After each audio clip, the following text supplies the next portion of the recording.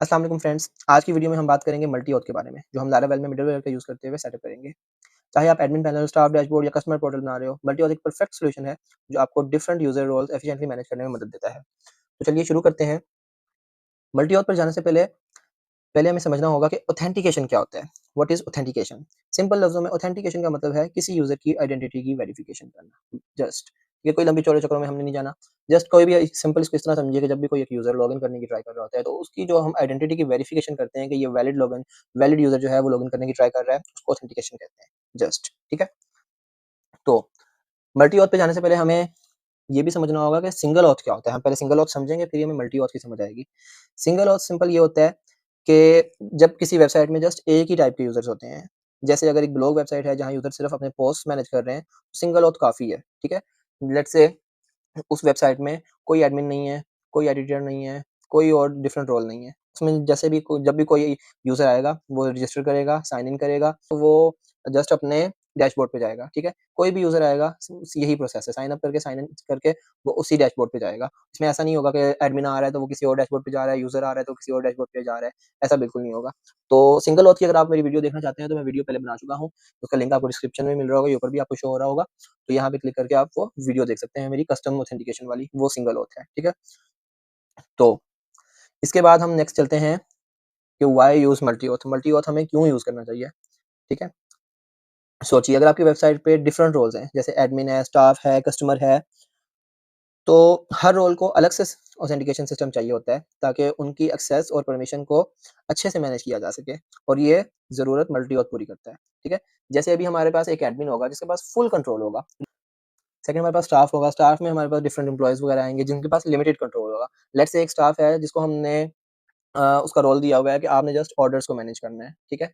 तो वो just orders वगैरह को मैनेज करेगा। अब एक स्टाफ है और उसे हमने कोई और डिफरेंट रोल दिया हुआ है कि आपने जस्ट एक ये स्पेसिफिक काम करना है, तो वो जस्ट स्पेसिफिक काम करेगा, ठीक है ना? उसके पास जब वो लॉगिन करेगा उसके पास वो जस्ट लिमिटेड सी परमिशंस होंगी। इसी तरह एडमिन के पास सारी परमिशंस होंगी। इसके बाद जस्ट कस्टमर्स आते हैं जैसे कि हम जो फ्रंट एंड यूज़र्स होते हैं, तो हमारे पास जस्ट सिंपल सी इस उनसे भी सिंपल अपने पास एक्सेस होती है। जैसे हम अपना अकाउंट लॉगिन करते हैं, जस्ट अगर हमने कोई ऑर्डर वगैरह करना है, हम ऑर्डर कर देते हैं और अपनी प्रोफाइल को मैनेज कर लेते हैं, ठीक है?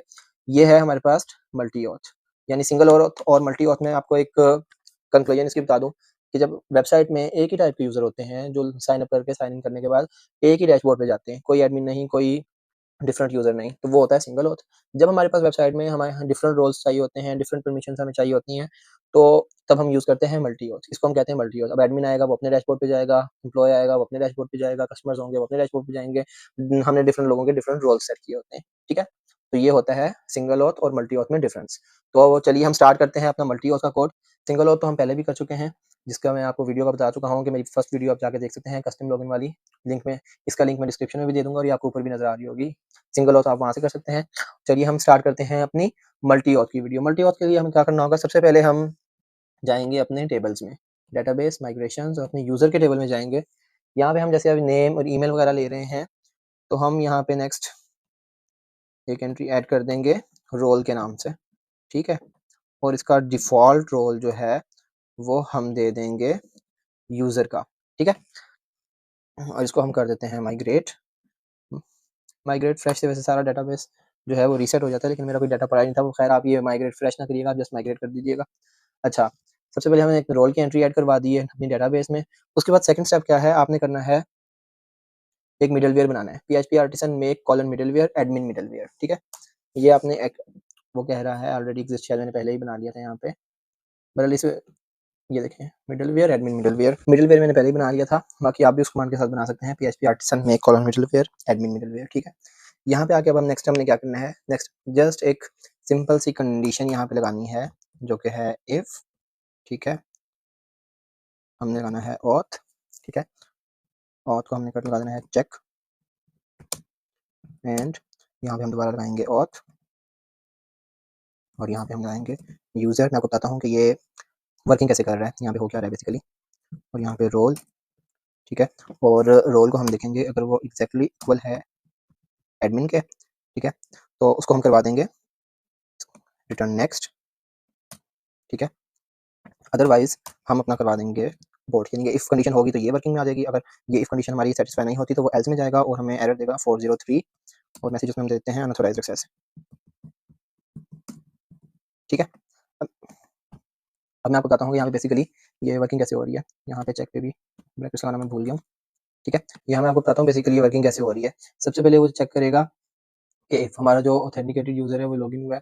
फिर ऑथेंटिकेटेड जो यूज़र हमारा लॉगिन हो गया, उसको चेक करेगा कि यूज़र्स के टेबल में जाके जो हमने रोल की एक ऐड की है, उसमें वो देखेगा कि उसका रोल क्या है, एडमिन है या यूज़र है। अगर तो वो एडमिन है, तो फिर वो उसको कर देगा रिटर्न नेक्स्ट। तो जो एडमिन का राउट है, उस पे वो रिडायरेक्ट करवा देगा। अदरवाइज़ वो नहीं है, तो हमें अपने हमारा जो है ये रिक्वेस्ट अबॉर्ट कर देगा और हमें 403 एरर देगा, कहेगा अनऑथराइज्ड एक्सेस, ठीक है। फर्स्ट स्टेप हमारा ये हो गया। नेक्स्ट स्टेप हमने क्या करना है, हमने जाना है अपने ऐप में बल्कि नेक्स्ट स्टेप हम एक काम करते हैं, सबसे पहले हम अपना फ्रंट एंड कर लेते हैं। व्यूज़, यहाँ पे जस्ट मैंने जब ऑथेंटिकेशन की वीडियो बनाई थी, जस्ट एक सिंपल डैशबोर्ड यूज़ किया था, जिसमें हमने लिख दिया था दिस इज़ द डैशबोर्ड। अब हम काम करते हैं, हम अपने व्यूज़ में एक एडमिन के नाम से फ़ोल्डर बनाते हैं, एडमिन, ठीक है? और इसके अंदर हम एक फ़ाइल बना लेते हैं, admin dashboard dot play dot PHP, ठीक है? और यही सारा कुछ, सॉरी, ये सारा कुछ हम इसमें करते हैं कॉपी और यहाँ पेस्ट कर देते हैं, दिस इज़ दी, इसको कर देते हैं एडमिन डैशबोर्ड और ये जो पहले हमारे पास पड़ा था, इसको हम कर देते हैं यूज़र डैशबोर्ड, ठीक है। अब अगर एडमिन लॉगिन होगा तो इस वाले डैशबोर्ड पे आएगा, एडमिन डैशबोर्ड पे। अगर यूज़र लॉगिन होगा तो इस वाले डैशबोर्ड पे आएगा, यूज़र डैशबोर्ड, ठीक है। ये हमारा काम हो गया। उसके बाद नेक्स्ट स्टेप हमारा क्या है, हमने एक बनाना है इस पेज के लिए राउट, ठीक है। मिडलवेयर हमने बना लिया, अब हम इसके लिए एक बनाएँगे राउट। तो इसके लिए हम जाते हैं अपने web.php में, ठीक है। web.php में ये हमने रिटर्न व्यू पहले यहीं करवाया हुआ था, इसको हम करते हैं ख़त्म। यहाँ से एक लॉगिन का हम कॉपी पेस्ट कर लेते हैं यहाँ पे और यहाँ पे इसको नाम दे देते हैं स्लैश यूज़र स्लैश डैशबोर्ड और यहाँ पे भी एक इसका डैशबोर्ड के नाम से बना देते हैं, जो हम कंट्रोलर में जाके दे देंगे और यहाँ पे इसका नेम भी डैशबोर्ड दे देते हैं, ठीक है। अब ये हमारा यूज़र का डैशबोर्ड हो गया। सेम एज़ इट इज़ हम एक काम करते हैं अपना, एडमिन का राउट भी बना लेते हैं यहीं पे। इसको हम कॉपी करते हैं और यहाँ पे हम पेस्ट कर देते हैं लेट्स से, ठीक है। ये ऑथ के बाद पहले तो जस्ट ऑथ हमारा डिफ़ॉल्ट पे जो था वो यूज़ हो रहा था। अब हमने जो अपना एडमिन मिडलवेयर बनाया है, उसको हमने यहाँ पे यूज़ करना है। ये हमारा एडमिन मिडलवेयर आ गया, कोलन कोलन क्लास करके इसको यूज़ कर लेंगे। यहाँ पे जस्ट हमने इसमें ये ब्रैकेट्स देनी थी, यहाँ पे। ओके, और यहाँ पे हमने यूज़र की बजाय हम कर लेते हैं इसको एडमिन और यहाँ पे भी हम कर देते हैं एडमिन डैशबोर्ड और यहाँ पे भी हम कर देते हैं एडमिन डॉट डैशबोर्ड, ठीक हो गया। अब ये हमारा एक एडमिन का राउट बन गया और ये हमारा यूज़र का। एडमिन के जितने भी राउट्स आएँगे हम यहाँ पे फर्दर इसमें रख सकते हैं, ठीक हो गया। ओके, अब ये हमारा हो गया। अब हम जाते हैं अपने ऐप में, एचटीटीपी में, ऑथ कंट्रोलर में, कंट्रोलर ऑथ, ऑथ कंट्रोलर, ठीक है। इनके पब्लिक फंक्शंस बना लेते हैं। उसके लिए हम क्या करते हैं, इसको करते हैं कॉपी और यहाँ पे इसको हम 2 टाइम्स कर देंगे पेस्ट, ठीक है। अब ये एक हमारा था डैशबोर्ड, दूसरा हमारा था एडमिन डैशबोर्ड, ठीक है। और यहाँ पे हम इसका पाथ दे देंगे डैशबोर्ड डॉट डैशबोर्ड, ठीक है। और दूसरा हमारा पाथ था एडमिन डॉट डैशबोर्ड, ठीक है। अब यहाँ पे एक हमारा है, ये वाला हमारा है यूज़र का डैशबोर्ड और ये दूसरा हमारा है एडमिन का डैशबोर्ड, ठीक है। पब्लिक फंक्शंस हमने बना दिए। नेक्स्ट स्टेप इसके बाद हमने क्या करना है, हमने जाना है अपने लॉगिन वाले मेथड में। उसके बाद यहाँ से काम करते हैं, इसको करते हैं आप रिमूव। अब यहाँ से अब कोड करते हैं, पहले तो सिंपल एक लॉगिन करवा रहा था हमें, सिंपल एक डैशबोर्ड पे। अब हम इसको इस तरह लॉगिन करवाएँगे कि अगर वो रोल चेक करेगा, अगर एडमिन का रोल आ रहा है, तो उसको एडमिन के डैशबोर्ड पे भेजेगा और अगर यूज़र का रोल आ रहा है, तो उसको वो भेजेगा यूज़र के डैशबोर्ड पे। यहाँ पे सिंपल अब हम लगाएँगे कंडीशन इफ, ठीक है। इसके अंदर हम करेंगे चेक ऑथ कॉलन अटेम्प्ट, ठीक है। उसके अंदर हम लिखेंगे जो हमारे पास है डॉलर रिक्वेस्ट हमने यूज़ किया है, डॉलर रिक्वेस्ट ओनली, चेक करेगा वो क्या, ईमेल और उसका पासवर्ड, ठीक हो गया। नेक्स्ट वो क्या करेगा, अगर तो ये सारा कुछ ईमेल पासवर्ड सही है तो उसको क्या करेगा, dollar user equal to auth user, ठीक है। तो यहाँ तक हमने कर लिया। यहाँ तक वो क्या करेगा कि जो ऑथेंटिकेटेड यूज़र है, उस यूज़र को गेट कर लेगा, ठीक है। नेक्स्ट हम नेस्टेड कंडीशन यूज़ करेंगे, यानी एक कंडीशन के अंदर एक और कंडीशन बनाएँगे इफ की। यहाँ पे हम चेक करेंगे कि उस जो यूज़र हमारे पास आ रहा है, उसका रोल क्या है। यहाँ पे हम करेंगे डॉलर यूज़र, ठीक है, और उसका हम देखेंगे रोल। अगर तो वो एग्ज़ैक्टली इक्वल है एडमिन के, तो उसको वो रीडायरेक्ट करवा देगा एडमिन वाले पे। राउट, राउट कौन सा होगा, एडमिन डॉट डैशबोर्ड, ठीक है। फिर हम इसकी कंडीशन से बाहर आते हैं कि एल्स अगर वो ये नहीं होता फिर वो रिटर्न रिडायरेक्ट करवाएगा, सेम इसी को कॉपी कर लेते हैं, फिर वो रिटर्न रिडायरेक्ट करवाएगा सिर्फ डैशबोर्ड पे, ठीक है। और अगर इनमें से कोई भी नहीं होता फिर वो दोनों कंडीशंस की अपनी मेन कंडीशन की बॉडी से बाहर आएगा और रिटर्न बैक करवा देगा, ठीक है। सक्सेस मैसेज हम इसमें कोई नहीं दे रहे। अब सिंपल मैं आपको बताता हूँ इसमें हुआ क्या है। सबसे पहले वो आएगा, ठीक है, वो चेक करेगा अपना उस बंदे की ईमेल, उसकी पासवर्ड, ठीक है। यहाँ पे वो लॉगिन करने की अटेम्प्ट करेगा, उसका ईमेल और पासवर्ड जाके डेटाबेस में चेक कर लेगा। अगर तो वो मैच हो रहा हुआ तो उस यहाँ से वो ऑथेंटिकेटेड यूज़र यहाँ तक वो गेट कर लेगा, ठीक है। नेक्स्ट वो फिर एक और कंडीशन में चेक करेगा, जो यूज़र हमारे पास है, लॉगिन करने की ट्राई कर रहा है, यहाँ पे डॉलर यूज़र में उसके वो सारी डिटेल्स लेके आएगा, लाइक उसका नेम, उसका ईमेल, उसका पासवर्ड, उसका रोल। यहाँ पे उसका रोल वो चेक करेगा कि एडमिन है या नहीं है। अगर तो वो एडमिन है तो उसको वो इस राउट पे रिडायरेक्ट करवा देगा, अगर एडमिन नहीं है, यूज़र है, तो उसको इस राउट पे करवा देगा रिडायरेक्ट। अगर इन दोनों में से कोई भी नहीं है, कोई वैसे ही गलत ईमेल पासवर्ड वगैरह लगा रहा है, तो उसको वो डायरेक्टली इफ की कंडीशन में जाएगा नहीं, यहाँ के बाद डायरेक्टली वो उसको रिटर्न बैक करवा देगा, ठीक है। यहाँ पे देखिए हम जस्ट उसका ले रहे थे डॉलर ये ईमेल और पासवर्ड जो कि डॉलर रिक्वेस्ट में हम ले रहे थे, ठीक है। तो यहाँ पे हम डॉलर यूज़र में उसका सारा डाटा ले रहे हैं, रोल, उसका नेम, उसका ईमेल, उसका पासवर्ड, जस्ट यहाँ तक हमने कर लिया। अब नेक्स्ट स्टेप हमने क्या करना है, हमने अपना एक एडमिन का यूज़र क्रिएट करना है, ठीक है। उस यूज़र को हम कैसे करेंगे क्रिएट, हम सीडर में कर लेते हैं। उसके लिए हमारे पास कमांड है php artisan make colon cedar. तो सीडर का नाम देते हैं हम एडमिन सीडर, ठीक है। ये सीडर हमारे पास क्रिएट हो गया। ये कहाँ पे आएगा, डेटाबेस में, सीडर्स में। ये हमारे पास एडमिन सीडर आ गया है, ठीक है। अब पहले काम करते हैं, हम डेटाबेस सीडर में जाते हैं, इसको हम कर देते हैं रिमूव यहाँ से। यहाँ पे हम अपना जो हमने बनाया है अपना एडमिन सीडर दिस, इसको कॉल करवा लेते हैं। यहाँ पे हम अपने सीडर का दे देते हैं नाम, सॉरी यहाँ पे ये आएगा, ये नीचे जाएगा। अच्छा, यहाँ पे हम अपने एडमिन एडमिन सीडर, ठीक है, और यहाँ पे कॉलन कॉलन क्लास, ठीक हो गया। इसको हम एक बार कर देते हैं फॉर्मेट डॉक्यूमेंट, ठीक है। यहाँ पे हमने अपना सीडर जो है उसको कॉल कर लिया। नेक्स्ट अब हमने क्या करना है, हमने जाना है एडमिन सीडर के अंदर। एडमिन सीडर के अंदर जाके यहाँ पे हमने सिंपली अपने रन फंक्शन में एक यूज़र को क्रिएट करवा देना है। यूज़र कैसे क्रिएट कराएंगे, यहाँ सबसे पहले हम डॉलर यूज़र करेंगे, ठीक है, dollar user colon colon create, ठीक है। क्रिएट के अंदर हम एक यूज़र को क्रिएट कर देंगे।